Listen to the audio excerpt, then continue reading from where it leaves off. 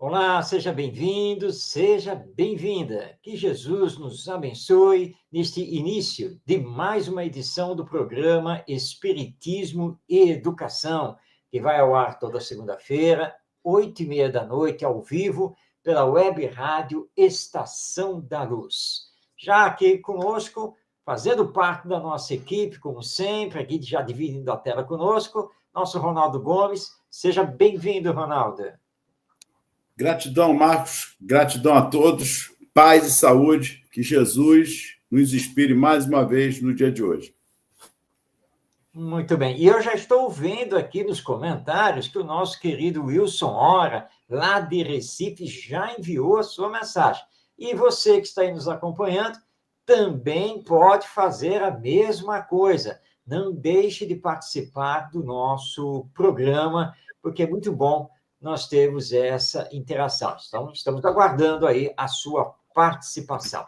E como você já está vendo no letreiro, está correndo aqui no rodapé do nosso vídeo, o tema de hoje dará continuidade ao que nós estávamos conversando na semana passada, ou seja, a adultização e sexualização da criança. Portanto, hoje é o segundo programa com esse tema. E nós, na semana passada, quando encerramos, nós deixamos bem claro que a grande questão aqui é a família, é a responsabilidade dos pais. E ficamos, então, de ampliar todas essas nossas considerações à luz do Espiritismo. Então, é por aí que nós vamos começar, não é, Ronaldo?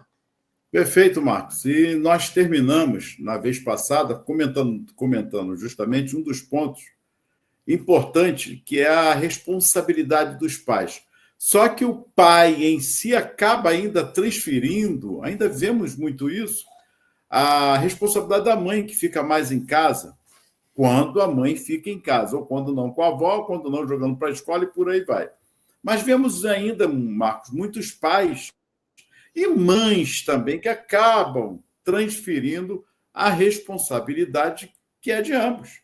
Não tem como diferenciar essa responsabilidade. Então, nós gostaríamos de iniciar a partir daí.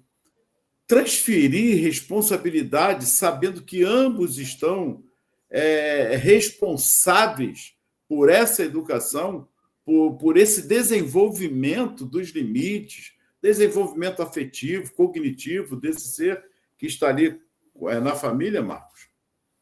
Pois é, Ronaldo, esse é um problema muito sério, né? Que é essa questão da transferência da responsabilidade. É normal nós falarmos assim, os pais, está no plural, né? Os pais. Portanto, o pai e a mãe. E como você bem lembrou hoje, muitas vezes também envolve os avós, principalmente quando o pai e a mãe, né, trabalham fora. Muito bem. Mas a responsabilidade é dos pais, é no plural, realmente. Equivoca-se o pai que joga a educação dos filhos, a orientação moral dos filhos, para o ombro da mãe. E vice-versa. Também a mãe se equivoca, se joga essa responsabilidade unicamente nos ombros do pai, ou, quando não joga, nos ombros dos avós, sejam avós paternos ou maternos. Essa é uma responsabilidade que não pode ser transferida. Ela precisa ser feita realmente a dois. Mas, claro, alguém já está aí lembrando. Mas e quando o casal se separa? E quando acabou a relação? Bem, o casal pode ter se separado, tudo bem. Mas isso não significa que a mãe deixou de ser mãe e que o pai deixou de ser pai. As responsabilidades continuam. De uma outra maneira, tudo bem, tem que haver um acordo de como se vão fazer um cuidado e a educação dos filhos. Às vezes, o pai ou a mãe só vê os filhos no fim de semana, de 15 em 15 dias, enfim, isso depende aí do acordo realizado pelo ex-casal, mas não importa. Não importa porque as responsabilidades continuam. Então, vamos aqui. Digamos que os filhos ficaram com a mãe. Ok. E o pai, na verdade, só pega os filhos no fim de semana. Ora, isso não isenta o pai de acompanhar o que está acontecendo com os filhos, saber o que os filhos fazem na escola, o que aprendem, como é que está, deixa de estar. Ele precisa manter esse acompanhamento. Então, a responsabilidade pela orientação moral, a responsabilidade pelos bons exemplos, pela criação de bons hábitos, a responsabilidade pela formação do caráter dos filhos pertencem a ambos, pai e mãe. Então, muito cuidado com isso. E nós demos exemplo, né, Ronaldo, na semana passada, né, quando o pai chega em casa e está qualquer problema lá com os filhos ou com um dos filhos e tal, e depois ele chega para a esposa para dizer: você tem que cuidar melhor deles, tem que olhar melhor para eles, não é possível, não pode deixar isso acontecer, não. Ele está transferindo a responsabilidade, ele está cobrando da mãe, como se ele estivesse completamente isento. Afinal de contas, ele trabalha, não, o dia todo, ela até trabalha, mas é só meio período, então ela tem que estar mais atenta. Não, ele também. Não importa que ele chegue só à noite em casa, ele também tem que observar, também tem que estar atento, também tem que interagir e junto com a esposa, que é mãe. Então, a responsabilidade, sem nenhuma dúvida, é sempre dos dois. Então, Marcos, vamos começar, então, por essa socialização que se principia na família. Vamos lá. Então, o ambiente familiar são as primeiras relações que se tem ali, não é isso? Né? Se são estáveis ou não, mas é ali essa primeira lição, desenvolvimento que o ser está tendo em relação aos pais. E que vai funcionando ali, nesse primeiro momento, com os valores morais. Aí é que eu quero chegar na sexualidade. Porque nós já comentamos muito sobre todos os aspectos aqui, mas eu quero chegar na sexualidade também. Não exerce a família também este papel e não ficar transferindo as responsabilidades que são de ambos nesse aspecto da sexualidade, da educação sexual? Sem dúvida, Ronaldo. A educação da sexualidade, a chamada orientação sexual, ela inicia no lar. O lar é a primeira escola. Os benfeitores espirituais não cansam de repetir essa sentença. O lar é a primeira escola e os pais são os primeiros educadores. Ora, quando o lar falha e os pais falham, é claro que isso vai repercutir na sociedade. Então, é uma questão muito séria. E ainda mais nos dias de hoje, em que nós estamos assistindo uma erotização muito precoce do ser humano. Mas acontece que a criança não está preparada para isso, nem biologicamente, nem psicologicamente. E sexo é energia, e é energia divina, que precisa ser canalizada para a criação do bem, do belo. Isso, obviamente, vai depender muito das orientações dos pais e dos exemplos. Porque, às vezes, nós esquecemos disso, né, Ronaldo? Aí você senta lá com o seu filho, com a sua filha, consegue conversar sobre o sexo, né? Mas o seu comportamento não tem nada a ver com aquela conversa que você acabou de ter. Ou seja, você pede ao seu filho que tenha o comportamento X, enquanto você tem o comportamento Y. E tem um detalhe, Marcos, só me permita. E não tem nada a ver se os pais são héteros. Eu conheço casais de amigos que são pais, amigos e amigas, casais, e que os filhos têm a sua orientação sexual perfeitamente seguindo o seu curso, como hétero. Então, não tem, porque vai achar, quem está chegando agora, achar que nós estamos criando um caminho, está entendendo? Hoje tudo é distorcido, e não é nada disso. A orientação da família não implica em nada do que eu sou ou que o meu parceiro ou parceira seja. É bem deixar isso bem claro mesmo.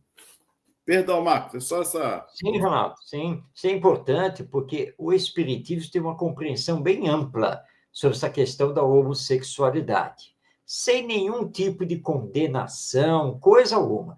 Pelo contrário, a nossa visão é bem natural, tá? Porque isso é uma questão do espírito e que nós temos que respeitar.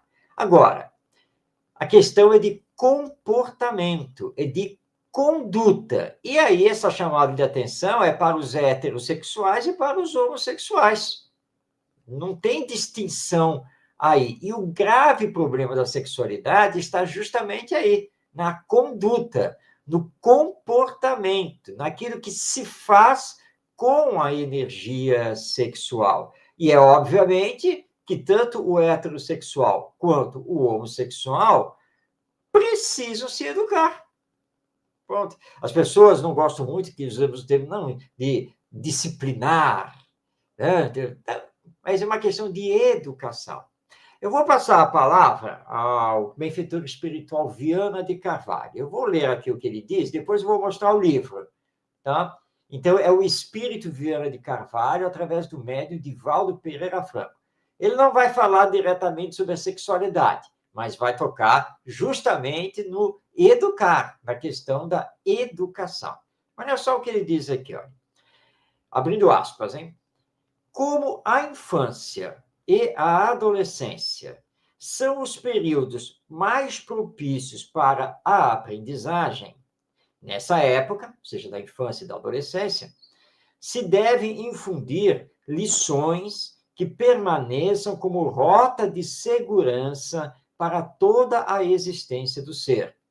Não obstante, a educação deve ter em mira equipar o candidato com recursos hábeis para enfrentar os desafios, solucioná-los da melhor forma possível, adquirindo estabilidade emocional e intelectual, sem esquecimento, por certo, dos valores morais, que devem ser esculpidos no indivíduo em formação, mediante roteiros culturais e exemplos morais. Fechando aspas. Essas são palavras do espírito Viana de Carvalho, através do médium Divaldo Pereira Franco, que estão nesta obra aqui, olha, Atualidade do Pensamento Espírita. Uma obra magnífica em que o Viana de Carvalho responde perguntas sobre diversos temas. Ora, percebes que ele tocou aqui na questão moral mais de uma vez, assim, aqui no pensamento dele, porque sexualidade está ligada intimamente à questão da orientação moral, dos exemplos dignificantes. E aí o casal, sendo homossexual ou heterossexual, pouco importa, desde que dignifiquem a sexualidade e estejam dando uma boa orientação aos seus filhos, porque esse é o papel da educação. Agora, como nós falamos no início, né, Ronaldo? Não adianta apenas orientar da boca para fora. O exemplo é o mais importante, de respeito ao parceiro ou parceira, né? De não cair na promiscuidade, né? De levar o sexo como uma energia divina para a construção do bem. Então, o exemplo é que é muito importante, porque as nossas crianças serão os adultos de amanhã. Com bons exemplos, uma boa orientação do ponto de vista moral, saberão respeitar a si mesmas e aos outros no campo dessa sexualidade. O que, infelizmente, em muitos casos, nós não estamos vendo. Perfeito, Marco, perfeito. Nós temos aqui dois exemplos. Quer ver? Uma chegou ao nosso conhecimento. Uma criança de 10 anos em sala de aula se masturbando. A professora detectou uma situação, naturalmente, chamou ele em particular. Você já conversou com sua mãe sobre isso, ou seu pai? Aí ele se assustou. Não, tia, eu não sei, é uma coisa, né? Aquela que dá vontade, tá, Você já conversou com seu pai, com sua mãe? Ah, não sei, não consegue chegar aos pais para conversar. Então, estou dando só mais ou menos um parecer. Não vou entrar em outros detalhes, para começarmos a entender. O problema já está em casa porque não há um diálogo onde ele possa conversar sobre uma coisa até que é natural, não tem nada demais. O problema é o quê? Está numa sala de aula. Ele não está tendo o quê? A sua energia educada, ou mostrando a ele de uma coisa natural que ele está sentindo. Né? Eu estou só dando uma pincelada aí para começarmos a compreender. Numa outra situação é a menina, que tem uma tendência a gostar da colega. Também nada demais. Já conversou com seus pais? Ou, não, eu moro com minha avó e minha avó não aceita muito. Mas você tem 10 anos, mas tem que conversar com alguém. A escola detectou. Há uma dificuldade da escola chegar aos pais também. Você está me entendendo, Marcos? Eu estou pincelando aí que é para você dar esse pontapé para que nós possamos observar a dificuldade em que as famílias também criam os próprios tabus em não dar o alicerce devido a essa criança. E não buscar também as orientações devidas. Se eu tenho algum receio, eu tenho meu tabu, porque eu trago do meu passado, da minha educação, seja o que for, eu tenho que procurar também ajuda. Sem dúvida, Ronaldo. E conversar, né, dialogar sobre o sexo é muito importante. Então, você já tocou num ponto que nós temos aqui que ressaltar, que é diálogo. É preciso ter diálogo para que os filhos se sintam à vontade para conversar com os pais, saibam que possam chegar aos pais. Porque quando está, né, principalmente nessa transição para a adolescência, há uma espécie de explosão da sexualidade. E explorar o corpo, aquilo que se está sentindo, e, claro, tentar experimentar alguma coisa, ainda mais com essa mídia abertíssima que nós estamos tendo aí. Então, os pais precisam ter diálogo, porque se não tiver diálogo, essa criança que agora está começando a entrar na adolescência vai procurar informações na internet e assim por diante. E o problema é que ela pode entrar por um campo da banalização da sexualidade. E isso é muito perigoso, porque o sexo é uma energia divina. Né? E como é uma energia divina, quando você banaliza o sexo, entra para essa erotização, nós estamos desperdiçando essa energia. E, claro, que nós temos aquelas consequências que já são muito conhecidas. A transmissão de doenças venéreas, a AIDS, a gravidez na adolescência e assim por diante. Então, os pais precisam ficar atentos a isso e saber que precisam conversar. E lembrar que, atualmente, sexo não pode mais ser tabu para se conversar dentro de casa. Nem a conversa pode ser feita em cima de crendices. Então, como você bem colocou, Ronaldo, vá se informar. Né? Tem tantos livros, tantos especialistas hoje na internet. A literatura espírita, com muitas orientações a esse respeito.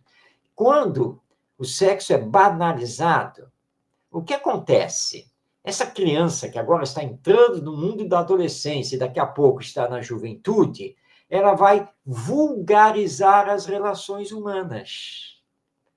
É isso que ela vai começar a viver pelo sexo e achar que o outro é apenas o objeto de satisfação das suas emoções. Então, é somente isso. É como se nós considerássemos que o outro ser humano seja um objeto descartável. Uso e jogo fora. Troco por outro. Então, eu faço sexo com um, faço sexo com outro, e assim eu vou. Mas nós não somos animais movidos a instinto. Nós somos seres racionais, inteligentes, com sentimento, com conhecimento. Então, nós precisamos ter um controle sobre isso, e essa banalização, tanto do sexo quanto do relacionamento humano, ele começa a acontecer justamente quando a família não trata do assunto, quando os pais não dão bons exemplos. E aí, são os escândalos que nós temos assistido aí todos os dias.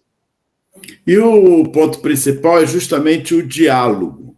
E aí, Marcos, vem o outro aspecto que precisamos falar e não deixar passar, vamos dizer, em branco, que é o fortalecimento emocional na infância. O que é o fortalecimento emocional? Ela está num processo. E esse processo, o que é natural, ele precisa ser respeitado no primeiro ponto. Nós falamos anteriormente, vou ratificar aqui. A criança é criança. A adultização não resolve, só traz problemas, os transtornos. Então, a criança é criança. Uma das fases que precisa ser respeitada é a fase da criança. Não adianta querer dar à criança, desenvolver na criança, ou pior, o imediatismo de desenvolver nela a adultização, que é o que nós estamos vendo. Então, ela perde, antes do tempo devido, a sua, como diz, nós falamos do Evangelho, deixai vir a minhas crianças, porque delas é o reino dos céus. Aquela inocência, a sua descoberta dentro de um processo natural, o seu amadurecimento também natural. Foi no meu caso foi assim. Eu brincava com meu forte Apache, até 15, 16 anos, eu ainda tinha meu forte Apache. Eu gostava de brincar com meu forte Apache. Fazia as coisas dentro de casa, ajudava minha mãe, mas eu adorava brincar com meu forte Apache. E digo, mãe, se eu tivesse condições, eu ainda ia buscar meu forte Apache, porque é a minha infância, marcou a minha infância. Né? E peteca, que eu adorava jogar peteca. Eu amo jogar peteca. O cara com mais de 66, 67 anos ainda gosta. A criança em si, que está em nós, ela não pode morrer.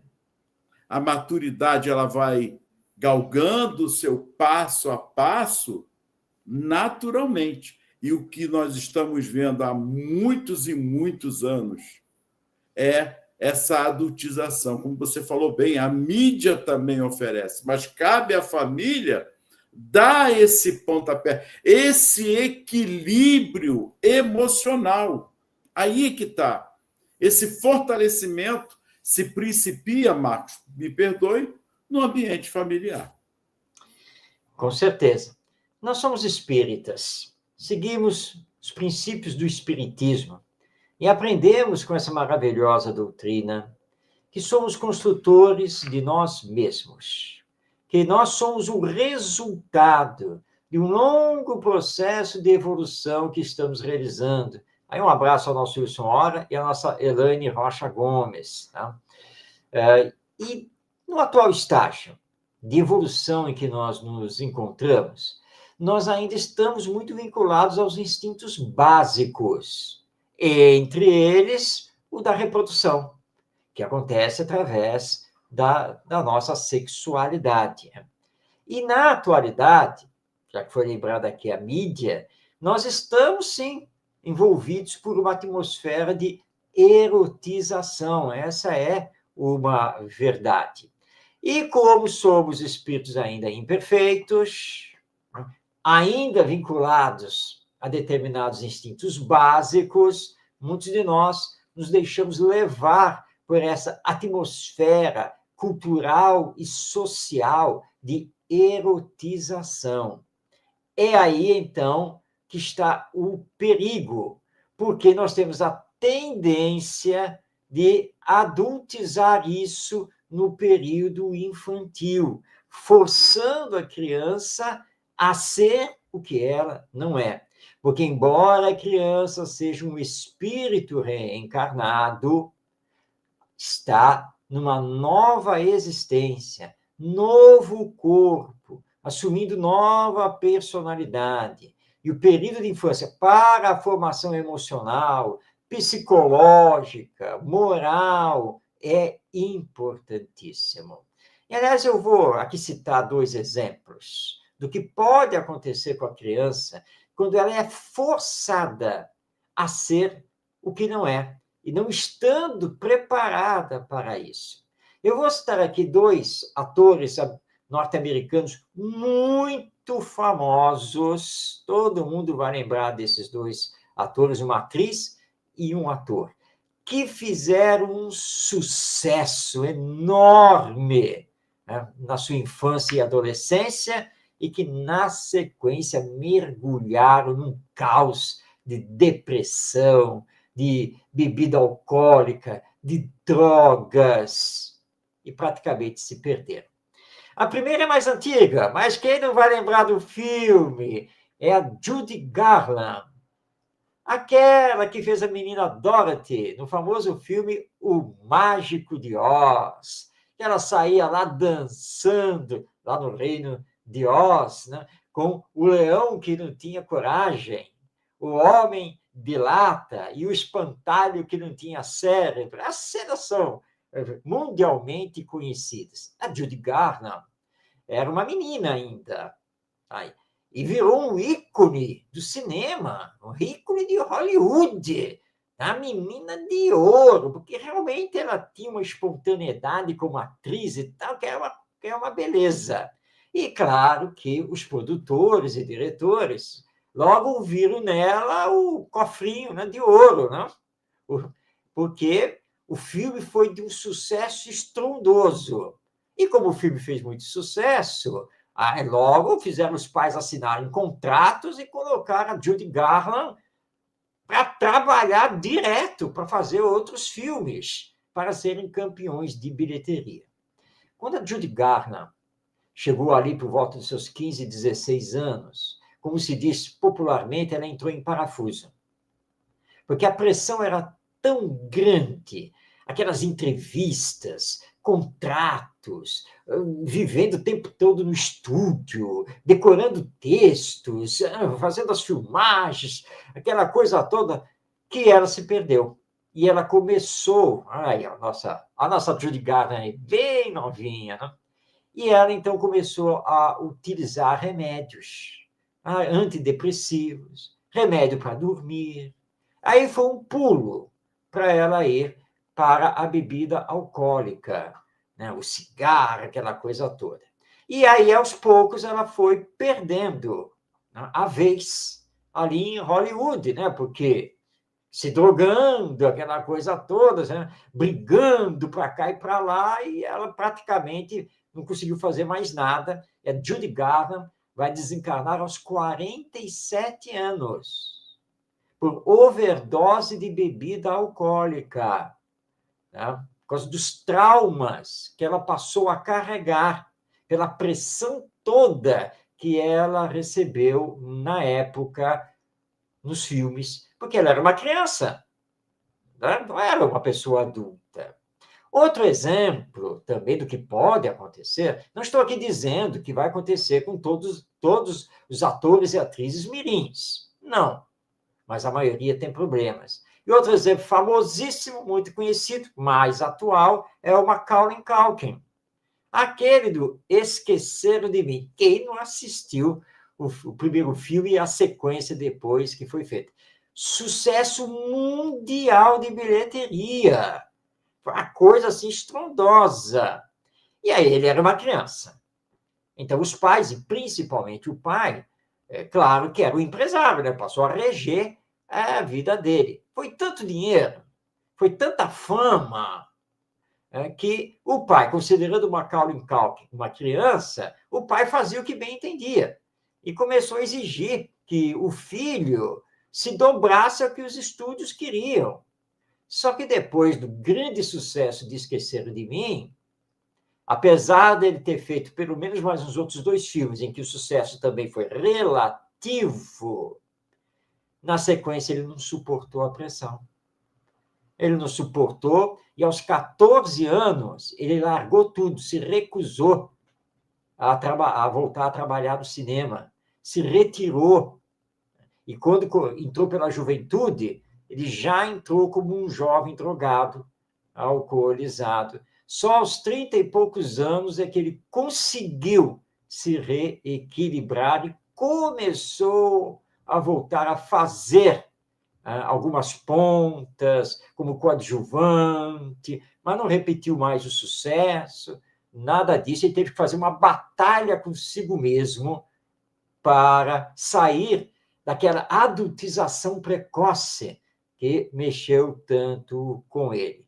E claro que nós teríamos outros casos para contar, que é a questão da sexualidade, porque quando você adultiza a criança e também a leva para esse campo dessa sexualidade aberta, normalmente você vai ter pessoas aí com o emocional desequilibrado, né? 1000 relações, casa, descase, casa de novo e descasa, um descontrole da sexualidade enorme, mas que começou lá na infância. E quem é a responsabilidade? É do próprio espírito, ele já deve ter trazido essa tendência do passado. Isso é simplista. Nós não podemos simplesmente afirmar isso. E se ele trouxe, ou se ele está trazendo essa tendência do passado, o que compete à educação? Corrigir as más tendências de caráter que o espírito está trazendo. Desenvolver nele as virtudes. A competência para fazer isso é dos pais, é no ambiente do lar, é na família. Por isso, os espíritos são muito claros ao dizer que quando os pais falham nisso, eles, os pais, vão responder perante a lei divina pelos desvios comportamentais dos filhos nesta encarnação. Então, é uma responsabilidade muito grande sobre os pais. E nossa, como adultos, que estamos à frente de alguma forma, não necessariamente na família, mas na escola, na evangelização daquela criança, porque ela está indo para a sociedade, ela está saindo do lar para a sociedade. E esse ambiente familiar, se não tem um ambiente propício nesse desenvolvimento, no seu emocional, desse desenvolvimento das aptidões, do lado afetivo, cognitivo, ele está totalmente desequilibrado. Quando vai para a sociedade, e quando nós falamos da sociedade, é a escola, é as religiões todas que estão ali intrínsecas, porque é o caminho. Isso quando ainda tem uma religião, Marcos, que muitas vezes não tem princípio nenhum. Então, a escola ela vem contribuir muito para com isso. Mas aí nós esbarramos também na deficiência dos próprios profissionais que estão ali, na sua luta, na sua obrigação dos puros conteudismo que tem que ser dado. O conteúdo tem que ser dado. Então, nós vemos que é uma batalha muito grande. Não em si nossa, mas a doutrina espírita, eu gostaria que você pontuasse mais uma vez, que ele fala, Kardec fala, os espíritos falam, só através da educação. E não há como nós fugirmos disso. Enquanto nós teimarmos, pura e simplesmente, numa educação-instrução, no seu desenvolvimento cognitivo, só e tão somente, a humanidade continuará fadada a esse precipício de uma moral, de uma humanização totalmente materialista e realmente deficitária da sua espiritualização. Os espíritos, na questão 796 do Livro dos Espíritos, são muito claros. Somente a educação pode transformar a humanidade. E Allan Kardec, a partir disso, ele então amplia essa resposta sintética, objetiva que os espíritos deram, para dizer, por exemplo, só que a compreensão da doutrina é pela educação moral, que hoje em dia, já de um bom tempo, nós estamos aí falando de educação do espírito. Mas a educação do espírito não pode ser apenas uma educação intelectualizada, uma educação em instrução sobre as questões do espírito. Não basta eu trabalhar com a criança, dizer, você é uma alma imortal, tá? Você está reencarnado. Reencarnado significa nascer de novo. E tem mais, tá? A morte não existe, porque a vida continua, existe o mundo espiritual. Tudo isso é informação, é instrução, que ele pode absorver, ok, mas nem sempre vai significar que ele vai mudar suas ideias, seus valores de vida, seu comportamento em relação aos outros. Eu lembro de um episódio uma vez, que eu cheguei lá para uma adolescente, né, que está nessa faixa aí, mais ou menos dos 11 anos, né, um adolescente, né, olhei para eles que ele estava lá, né, maldando a questão sexual, né, estava aquela coisa, e eu falei para ele, vem cá, você é um objeto? Ele olhou assim para mim e disse, não. Você tem certeza? Você não é um objeto? Não, eu sou um objeto. Eu não posso, então, usar você, pegar e jogar fora? É claro que não. E você é o quê, então, já que você não é um objeto? Sou um homem. Você é um homem. Tá, então você é um homem, você não é um objeto. É isso mesmo, tio. Tá. E ele aqui, seu colega aqui, o que ele é? É um homem. Ele não é um objeto, você tem certeza? É claro que eu tenho, tio. E ela aqui, a sua colega? É uma mulher. Mas não é objeto, não? Não. Todo mundo aqui é ser humano, né? Homens e mulheres. É isso mesmo, tio. Tá, e por que você fica usando eles aqui à torta direita e descarta? Vocês não são objeto. Aí ele parou, opa, como é que é? É o que você mais faz aqui. Você atropela, passa por cima, mente, goza, como se eles fossem objetos. Eles não devem ter sentimento, né? Sentimento, mas tem, você acabou de dizer que eles são seres humanos. O ser humano tem sentimento. Né? E você foi muito claro, você não é um objeto. Então, eu não posso fazer o que eu bem entendo com você, não é mesmo? Você não é um objeto. Se eu pego um copo de plástico aí, chamado copo descartável, eu faço o que eu bem entendo com ele, não faço? Não é? Eu uso, amasso, jogo fora, pego outro, ele é um objeto, não tem problema nenhum. Né? Agora, por favor, faça objeto, ele é descartável, mas descarte para reciclagem. Tá? Mas eu não sou um objeto, você não é um objeto, seu colega não é um objeto, seu colega não é um objeto, seu pai não é um objeto, enfim, ninguém é um objeto, nós somos seres humanos hoje. Você entendeu? Então, nós não podemos utilizar, ou pelo menos não devemos utilizar o sexo para fazer o que nós bem entendemos, porque tudo tem consequência. Você já ouviu falar de gravidez? Ter um filho? Já ouviu falar de doença sexualmente transmissível? Tá?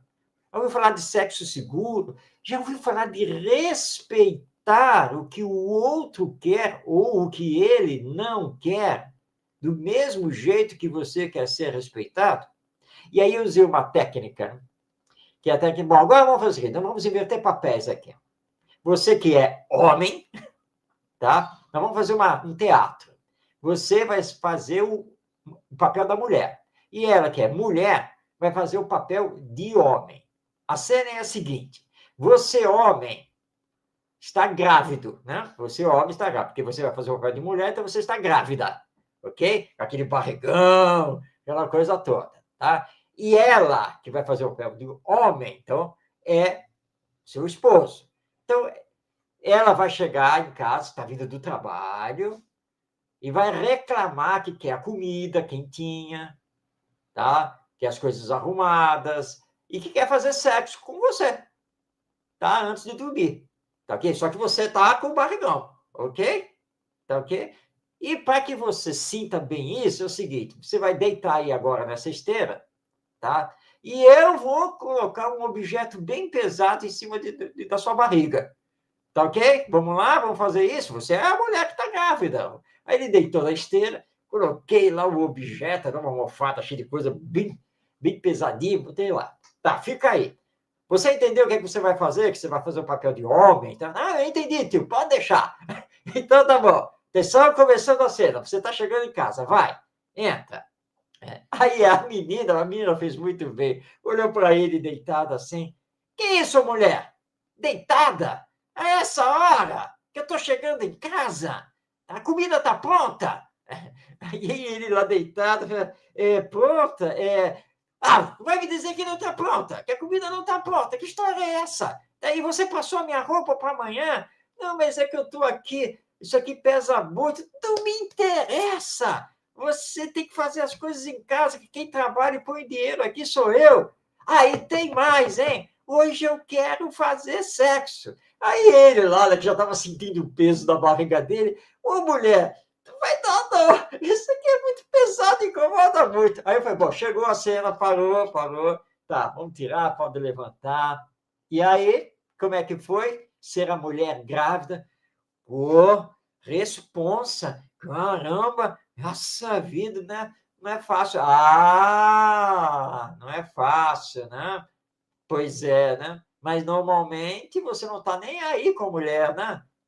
Você é o homem, né? Você é o homem. A mulher tem mais que obedecer, você quer fazer sexo, não interessa como é que ela esteja. Mas olha agora, você teve que se defender, né? E teve que recusar. E olha que situação que ficou. E aí, o que você aprendeu? Tem que respeitar, né, tio? Nós precisamos aprender a nos colocar no lugar do outro. Porque, vamos voltar na conversa inicial? Não somos objeto, somos seres humanos. Então, esse é um trabalho que você vai fazer na escola, ok? Mas é um trabalho que pode ser feito em casa e deve ser feito em casa. Os pais têm que ter esse tipo de diálogo, né? Essa dinâmica, para fazer com que o filho e a filha saibam se colocar no lugar do outro e lembrar que a questão do sexo é uma questão comportamental, é uma questão de ordem moral, respeitando a si mesmo e ao outro na construção do bem. E os pais não devem forçar essa adultização e sexualização, né? Porque aí nós vamos ter crianças já vivendo sensualmente. O adulto não deve viver isso, quanto mais a criança que está em formação psicológica, emocional e moral. Então, pais e professores, família e escola, precisam se dar as mãos para fazer um trabalho melhor nessa área da sexualidade. Perfeito, Marcos. Está aí o Sandro também, que chegou. Saúde e paz. Ele faz uma observação também ali, ó. Precisamos da vida física ou a vida física é um objeto para a nossa evolução. Bem perguntado, Sandra. Olha só, nós somos espíritos reencarnados. Então, a vida física, estamos aqui na Terra, como você muito bem colocou, é sim para a nossa evolução, para progredirmos. Todos reencarnamos para progredir. Então, utilizar o corpo físico é para que possamos realizar o nosso autoconhecimento, nossa autoeducação e passar pelas provas que nos são necessárias para os aprendizados que vão fazer com que cada vez mais nos espiritualizemos. Porque todos nós vamos chegar um dia ao estado de espírito puro. Então, é uma necessidade. Mas lembrando que, na medida em que nós nos espiritualizamos, vamos fazer parte de humanidades mais evoluídas, em outros mundos. E o corpo físico deixará de ser físico, material, grosseiro, cada vez mais. E essa tem que ser justamente a nossa meta, né? Progredir, evoluir, para podermos alçar mundos superiores ao nosso mundo terreno. Marcos, a questão 578 também do Livro dos Espíritos tem aqui, ó. Poderá o espírito, por própria culpa, falir na sua missão?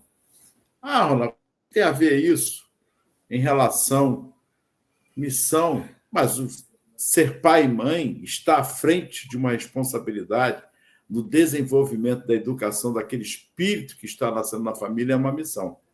Não pensemos que não. É uma missão. Eu achei interessante essa resposta dos espíritos, que ele vai dar continuidade depois na A também. Então, ele diz, sim, se não for um espírito superior. Ué, então ser pai e mãe tem que ser um espírito superior? O que é ser superior? Não falou perfeito, mas superior. Então, ser pai e mãe, na brandura que tem da sua responsabilidade, é uma missão superior, sim. Mas aí os espíritos, Kardec pergunta aos espíritos, naquele 78A, ele fala assim, que consequências advirão da sua falência? Responde, terá que retomar a tarefa, essa sua punição. Também sofrerá as consequências do mal que haja causado. Marcos respondeu muito bem. Olha o Sandro aí, ó. Quando exageramos nesta conduta do uso do seu corpo, negamos o nosso próprio compromisso racional e moral. Justamente, Sandro, é que os espíritos estão perguntando aqui.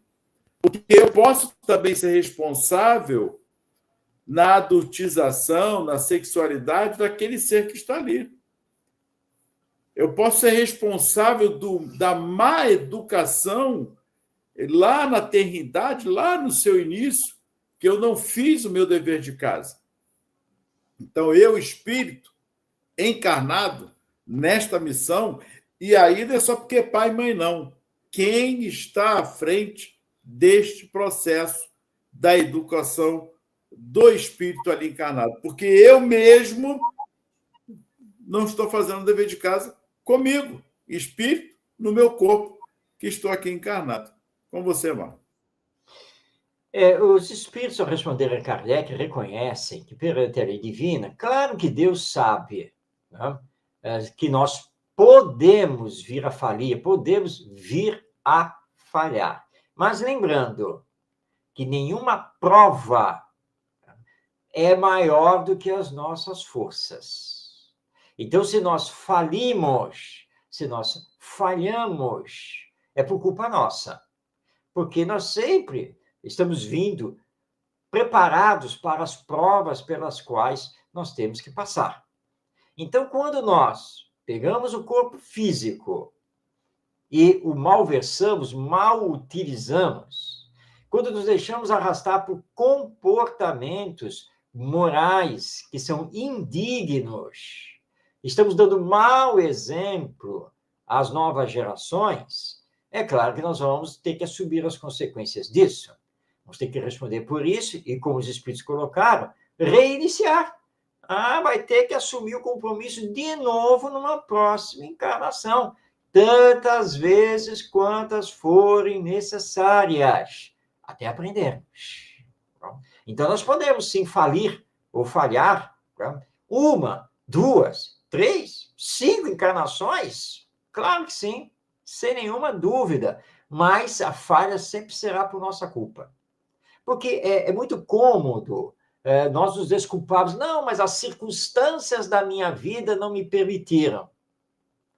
Mas acontece que as circunstâncias são outras tantas provas pelas quais nós vamos passar e, se mostrarmos coragem moral, força de vontade, nós conseguiremos. Tá? Então, nós temos que tomar muito cuidado com isso. E quando, em relação aos nossos filhos, nossos netos, enfim, as crianças que estão aí conosco, se conscientemente nós as estamos desviando na sua conduta da sexualidade, se estamos forçando uma adultização, se as estamos explorando, como é o caso da prostituição infantil, vamos responder por isso. E muito, porque esse espírito está sendo desviado da sua missão por nós, os adultos. Então, não é esse espírito que foi desviado que vai responder. Quem responde são os responsáveis por ele e que o desviaram, que incutiram nele valores invertidos, equivocados. Então, os adultos respondem pelas consequências, né? E que serão dolorosas, porque elas virão cedo ou tarde. Se não nos atingirem nesta encarnação, vamos responder no depois da morte, e sabe lá quantas encarnações pela frente, se não nos arrependermos e não iniciarmos a reparação o mais rápido possível. Então, não nos deixemos abater, tá? É preciso, sim, ter força, procurar ajuda, tá? Isso é muito importante, tá? Para poder seguir em frente, confiando nos bons espíritos, confiando em Jesus, em Deus, para conseguir um equilíbrio e assim dar um passo à frente, bem aproveitando esta encarnação. Bom, Marcos, então nós vimos aí a importância desse processo, que é o diálogo, a transmissão de valores, né? Principalmente o aspecto do primeiro momento da socialização, que é a família, e também o trabalho emocional nesse processo da responsabilidade nossa como pais, como avós, que estamos à frente da educação. Hoje foi bem salutar. Nós pincelamos um pouquinho de cada coisa. Quero agradecer aí o Wilson, Elaine, também a Alzeni, né? Como é que é? Alzeni, muita paz e todos que estão aí conosco. Que Jesus nos abençoe. Marcos, chegamos mais alguma coisa, mas que Jesus nos abençoe, muita paz e até a semana que vem. Gratidão. Estamos chegando ao final do nosso Espiritismo e Educação. Muito obrigado, Ronaldo, por estar aqui conosco. Obrigado a você que aí está nos acompanhando. Divulguemos nosso programa Espiritismo e Educação toda segunda-feira, 20h30, pela Web Rádio Estação da Luz. E, aliás, no YouTube, basta você acessar Estação da Luz Tavares, para você, então, entrar no canal e poder assistir o nosso programa a qualquer dia, a qualquer tempo, porque o vídeo fica lá disponível. Que Jesus nos abençoe. Esse tema é vasto, nós voltaremos a ele ao longo aqui da nossa programação, porque há muito o que se conversar ainda. Boa semana para você, paz em sua vida e até semana que vem, no nosso próximo encontro.